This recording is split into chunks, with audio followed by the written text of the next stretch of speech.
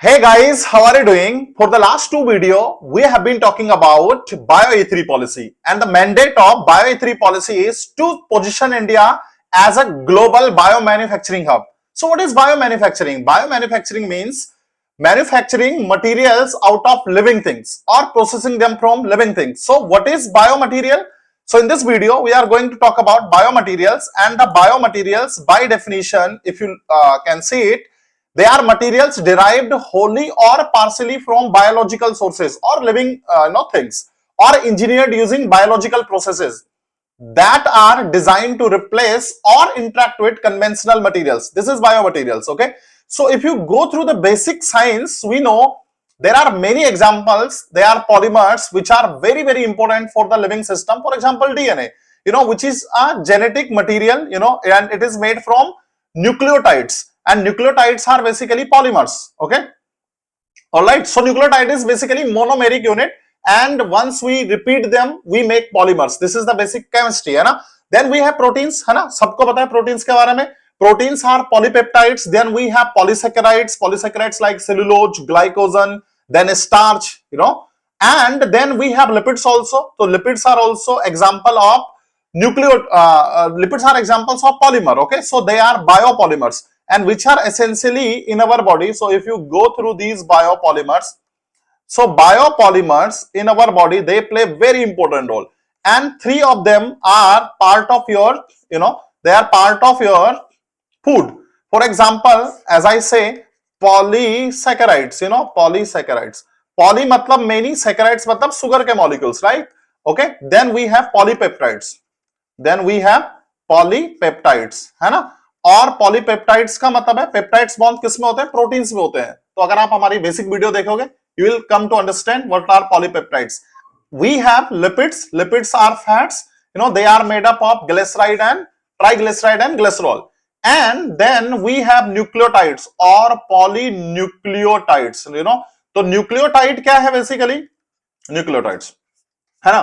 तो यहां से एक इंस्पिरेशन मिलती है, क्योंकि जो ये बायोपॉलीमर्स हैं, सबसे पहले तो इनकी जो सबसे खास बात है वो क्या है? They are biodegradable. They are biodegradable, है ना.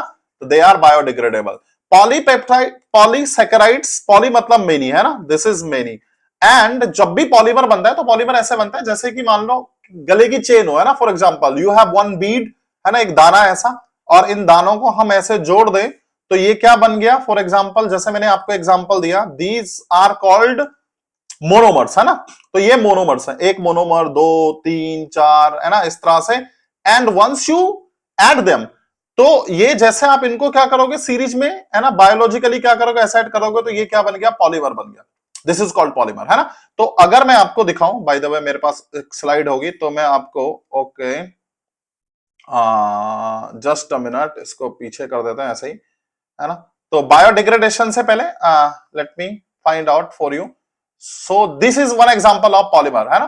तो बायोडिग्रेडेबिलिटी तो ठीक है, बट पॉलीमर्स क्या होते हैं? Basically if you go through the basic definition, poly मतलब मेनी, मर्स मतलब यूनिट्स और पार्टिकल्स.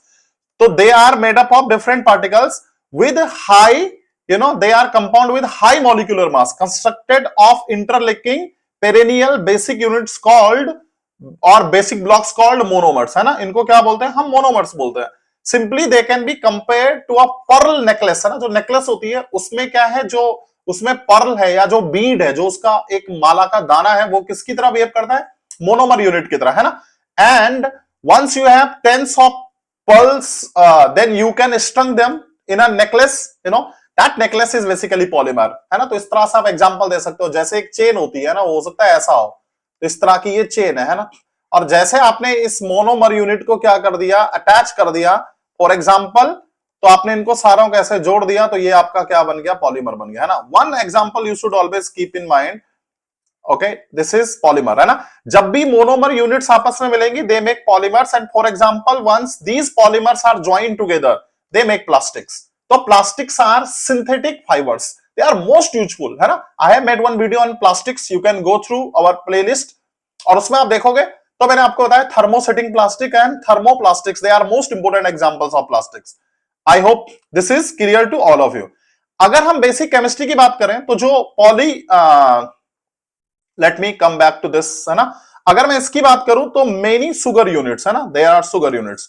तो जो शुगर यूनिट्स होती हैं, अगर हम इनके बारे में बात करो तो सारे लोगों को पता है स्टार्च है ना, starch is our staple food. For example from carbohydrate we get from starch rich food we get carbohydrates. For example potatoes है ना, वी हैव ग्रेन्स, सीरियल्स है ना, अनाज जितने भी है ये स्टार्च के रिच सोर्स है। उसके अलावा फॉर एग्जांपल जो ग्लूकोज है वो एनिमल्स की जो लीवर है उसमें ग्लाइकोजन में क्या हो जाता है, स्टोर हो जाता है। तो extra glucose in our body it goes to converted into glycogen with the help of insulin. For example insulin which is released from pancreas, it helps our cells to utilize glucose. But जब हम ज्यादा खाना खाते हैं, what is extra glucose is there, that is converted back to glycogen है ना। तो glycogen glucose इस तरह से चलता रहता है। अगर मैं प्लांट्स की बात करूं तो प्लांट्स में स्टार्च है, उसके अलावा we have one cellulose. Cellulose is another type of polysaccharides which we often use, right. So these are the example of polysaccharides. अगर हम पॉलीसैकेराइड्स की बात करें तो एक होता है hyaluronic acids, for example then heparin. Heparin अगर आपको बताओ एंटीकोगुलेंट, वो भी क्या है, तो बायोलॉजिकली हेपेरिन है ना। हेपेरिन क्या होता है, ब्लड को क्लॉट नहीं होने देता, तो एंटीकोगुलेंट है ना। आप पूछ सकते हो कि हमारी बॉडी में ब्लड क्लॉट क्यों नहीं होता जबकि platelets are also circulating in our blood cells, right. Anticoagulant, natural anticoagulant, and this is kind of protein also which is made in our liver. अगर हम पॉलीपेप्टाइड्स की बात करें तो peptides they are made up of amino acids है ना। अगर basic chemistry की बात करते हैं, if we remember basic chemistry, these carbons are there. So carbon carbon के साथ अगर मैं आपको बताऊं तो एक तो NH2 ग्रुप होगा, NH2 बोले तो amino group, you know, this is amino acids, and then we have this double bond OH है ना, COH, it is acid part. तो these are called amino acids. Polypeptides के हजारों एग्जांपल हो सकते हैं। तो structural proteins are there, for example collagen, keratin, elastin है ना। तो अगर आप प्रोटीन्स के एग्जांपल देखोगे, collagen protein that is found in our skin, it is found in our bones, cartilage है ना। ये सब कार्टिलेज किसका बना हुआ है, कोलेजन का बना हुआ है, और उसकी डिफरेंट टाइप की density. Then we have elastin also है ना। वी हैव केराटिन, केराटिन कहां पर होता है, keratin is found in our nails and it is also found in our hair. Elastin is for elasticity of tissues. Functional proteins for examples enzymes, hormones, hemoglobin है ना। तो अगर आप functional protein की बात करो, ये कौन से प्रोटीन थे, structural protein. The central dogma of life is was the following, you know, जो डीएनए होता है, the information from DNA are transcribed into RNA and RNA translates them into proteins. Proteins are of two types, one is called structural protein which I have given example, collagen, elastin, keratin. Then there are functional proteins, for example enzymes. All enzymes are proteins, remember, okay. Some hormones, for example growth hormones, they are also proteins. If we talk about lipids, lipids are biologically macromolecules. They are very very important and they are made up of triglyceride है ना, triglyceride plus glycerol. मैंने एक video बनाई है if I remember correctly biochemistry के basics में, और वहां पर मैंने I have talked about all those things. Let's talk about polynucleotides. Polynucleotides are DNA and RNA. So DNA and RNA have pentose. You know, this is also important when we talk about biochemistry or we talk about, for example, you know, we talk about biotechnology. So DNA से RNA information transcribe होती है and these RNA makes proteins basically, है ना, structural proteins and so this is the central dogma of life which I was just talking. Okay, तो DNA से, ये मैंने गलत लिख दिया है, तो information flows from DNA to RNA molecule and this RNA molecule proteins are synthesized with the help of ribosomes in our body and they are of two type. One is structural proteins, others are functional proteins. तो nucleotides की जो basic unit है that is called, sorry, polynucleotides, DNA and RNA, their basic unit is called nucleotide है ना। तो जो nucleotide है वो क्या है, it is kind of backbone which is made up of pentose sugar. कौन सी sugar, pentose sugar plus phosphate है ना। Pentose phosphate, pentose sugar and phosphate का क्या होता है, बैकबोन होता है। we are going to cover it in the, you know, next classes. This is the basic fundamental science behind biomolecules. So biomolecules are, they are made in our bodies, they are kind of polymers. And why they are important, because they are biodegradability. So biodegradable polymers present, they represent food to microorganism है ना। तो एक तो ये सबसे पहले, और जो biological degradation है, it does takes place under the influence of various microorganism which is due to enzyme they have. तो जनरली अगर आप देखोगे biodegradability, मैं आपको सीधा सीधा बता दूं, इसकी दो ब्रांच पॉसिबल है ना, one is called aerobic, aerobic and other is called anaerobic, है ना, दो टाइप की पॉसिबल है। Okay, it is kind sort of respiration which we have studied in basic science. Aerobic मतलब with oxygen, in the presence of oxygen, and W O मतलब without oxygen, in the absence of oxygen. अगर मैं aerobic की बात करूं, suppose if I want to talk about aerobic, then what it has, so you have some material, है ना, जैसे for example glucose मान लेते हैं एक मिनट के लिए, है ना, ये कुछ और भी हो सकता है। तो it is converted into CO2 plus H2O plus biomass, है ना। This biomass can be used as energy source, this is the biomass which can be used as energy source. Anaerobic process कौन से तरीके से होती है, absence of what, absence of oxygen, है ना। तो एब्सेंस ऑफ ऑक्सीजन में जब भी ये होगा तो क्या होगा, इसमें क्या बनेगा, जो भी आपका मटेरियल है, कौन सा मटेरियल है, बायो मटेरियल है, this bio material is going to go to you know, it will converted into methane, ध्यान रखना। तो methanoic methane, methanogens for examples, they are archaea, they are used here, you know, methane, है ना। और methane के बाद अगर हम बात करें तो ऑलराइट, मीथेन के बाद अगर हम बात करें तो for example you get H2O, है ना, and finally you get biomass. तो this is biodegradability part, okay, this is biodegradability part. Polymers can be fundamentally when you make polymers, they are made of the renewable sources. तो renewable sources से जब भी ये polymers बनते हैं, they can be of three types. Polymers, those are directly extracted or removed from biomass. For example, polysaccharides, okay? And then other varieties, for example, classical chemical synthesis, for example, polylactides, है ना, जिनको क्या बोलते हैं, biopolyesters, और biopolyesters का जो monomer है वो क्या है, lactic acid. And third one with the help of micro organism, जिनको क्या बोलते हैं, जैसे for example genetically modified bacteria, PHA, है ना, polyhydroxy एल्केनोइड।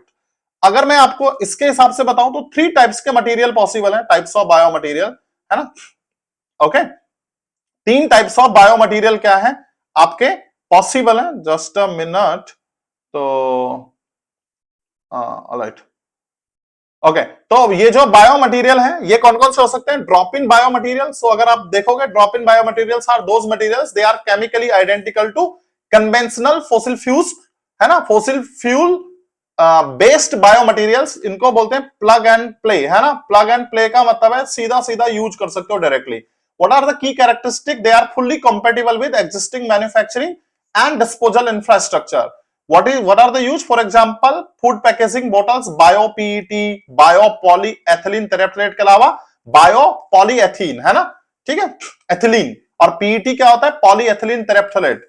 Drop out biomaterials are biomaterials that are chemically different from traditional materials, है ना, और advanced materials, sorry, ये वाला है, जो ट्रेडिशनल तरीके के अलग हैं, they requires modified or new processing and waste management system should be different, है ना। Example, packaging materials, 3D printing filaments like PLA में क्या है, बेसिकली लैक्टिक एसिड क्या है इसका, अगर आप देखोगे तो lactic acid is its monomer unit. There are noble biomolecules, they are advanced materials, they are designed with entirely new properties of function, actively interact with biological system and they respond to stimuli, है ना। For example, tissue engineering, medical implant, self healing and smart materials. And if you go through it, you know, तो these are bio materials. For example अगर आप देख रहे हो तो ये बायो मटेरियल्स जो हैं, ध्यान से देखना, जैसे 3D स्कैफोल्ड, स्कैफोल्ड का मतलब होता है, अगर मैं नॉर्मली बात करूं स्कैफोल्ड, है ना, तो स्कैफोल्ड का मतलब होता है platform. This platform is typically, इसकी खास बात क्या है, ये बायो कंपेटिबल होता है, this is bio compatible, not only bio compatibility, it is biodegradable also, है ना। तो ये क्या होता है, बायोडिग्रेडेबल होता है। Why do we use them? Why do we use them? है ना, तो इनको यूज करने का जो रीजन है वो क्या है, बेसिकली इसका रीजन ये है क्योंकि हम इनको, just a minute, some video problem is there, तो this is basically used so that we can use them for biological processes, है ना। तो ये इनकी क्या खास बात है, बायोलॉजिकल प्रोसेसेस के लिए हम इनको क्या कर सकते हैं, वी कैन यूज देम, है ना, we can use them, right? तो just a minute, ओके, तो स्कैफोल्ड का मतलब क्या होता है, बेसिकली स्कैफोल्ड का मतलब होता है आपका प्लेटफॉर्म, है ना, let me fix this video first. I think I have lost it. Okay, I think it is visible now. No. Okay, yes. Okay, all right. So biodegradability है ना, तो इनका क्या मतलब था? Biodegradable, biocompatible, and apart from biocompatibility, they are also used for temporal structural, है ना. तो जैसे 3D base scaffold है, तो ये किस में काम आ जाएगा? Keratinocytes, and it can be used for the tissue organoids. Microporous scaffold, for example, they have micropores. Monolithic scaffold, nanoparticle based scaffold, fibrous scaffold, hydrogel. Hydrogel का मतलब होता है वाटर बेस्ड बेसिकली स्कैफोल्ड्स, है ना. Scaffold is basically platform. Collagen gelatin, है ना. Collagen gelatin structural scaffold, and they can be used for neural progenitor cells, है ना. Cell laden scaffold, for example aided cell, जैसे पैनक्रियाज में इसको use कर सकते हैं. कोलेजन जिलेटिन स्कैफोल्ड को यूज कर सकते हैं ब्रेन वाले में, है ना. तो ये सारे क्या है? बायोमटेरियल्स हैं. I hope you have got the basic idea of these biomaterials. Okay, quickly let me tell you what is the issue and what are India has an advantage in building a biomaterial industry, but some issues would need to be addressed first. For example, feed stock, है ना. तो अगर मान लो feed stock की जरूरत पड़ती है और जो सप्लाई और डिमांड है इसके बीच में गैप नहीं रहना चाहिए, है ना. For example, you need more supply of feed stock and maybe demand is increasing. When demand increases, you should have the supply of that can create some kind of feedstock problem, है ना. People can use different sources, है ना. It can get disturbed. Aggressive agricultural practices for why feedstock के लिए. तो feedstock के लिए agricultural practices क्या हो सकती है? Aggressive हो सकती है. Weak waste management. Waste management is a very serious issue, है ना. तो पहले ही हम क्या कर नहीं पा रहे हैं? वेस्ट को मैनेज नहीं कर पा रहे हैं. इकोसिस्टम जो है वैसे ही डिस्टर्ब है, तो that can be one problem. Fragmented policy coordination, because we need policy for all those things. तो अगर आप देखोगे तो जैसे ये फॉसिल फ्यूल्स हम नॉर्मली क्या यूज करते थे? Crude oil, natural gas, coal. तो जो ये बायोमास है ये यहां से मिलता है फीड स्टॉक से पूरा, अगर आप देखोगे, है ना. जैसे rice, straw, peanuts, palm, beet, sugar cane, है ना. तो ये सारी चीजें क्या कर सकती है? डिस्टर्ब क्रिएट कर सकती है. But What is the Bio-E3 quickly, है ना. तो Bio-E3 पॉलिसी का जो बेसिक फंडा क्या था? We want India to position as a global biomanufacturing hub. Why? Steering India on the path of accelerated green growth. I have already talked about this, है ना. To fast track innovation and technology, drive employment and intensify entrepreneurial momentum, right? So a new scientific revolution in biomanufacturing driven by regenerative principle. The Bio-E3 policy framework creates a convergence between biotech engineering and digitalization. I have already talked about it. So bio manufacturing has to do with biomaterials, which I have discussed with you, है ना. तो तीन type के हो सकते हैं: drop in, drop out and noble. And finally let me quickly tell you, manufacturing जो biological system को यूज करती है, तो पॉलिसी क्या है गवर्नमेंट की कि leveraging living system to create new sustainable and efficient bio manufacturing processes, right. They are versatile, है ना. They can be used for different type of things in a cost effective manner to reduce, at the same time to reduce environmental impact through biodegradability. And we have to promote bio-based products, you know. They can be costlier initially, but advanced medical treatments also required biomaterials. They support food and low carbon footprints. They are agri-biologicals also. They are used for marine industry and space industry also, right. तो bio enablers क्या होते हैं? Bio artificial intelligence hubs and bio manufacturing hubs को क्या बोलते हैं? Bio foundries, which I have already discussed, right. तो इसमें गवर्नमेंट की पॉलिसी क्या है कि to bio based chemical and enzymes को प्रमोट करना. प्रिसिजन बायोथेरेपेटिक्स, थेरेपेटिक्स मतलब medicine, carbon capture and utilization we have already discuss. Functional food and smart proteins, climate, CRA पे पिछली वीडियो बन चुकी है. तो last class we have talked in detail about CRA. And marine and space research is another part of Bio-E3 policy. Before we wind up this video, quickly go through this question, है ना. Biomaterials derived from biological sources are emerging as a strategic alternative to fossil waste materials with implications for sustainability, industrial growth and farmer livelihood. Analyze the opportunities and challenges for India in scaling up the biomaterial sector. So I hope this video was useful. Thank you so very much. See you guys until next time. If you really like the video, don't forget to like, subscribe and share.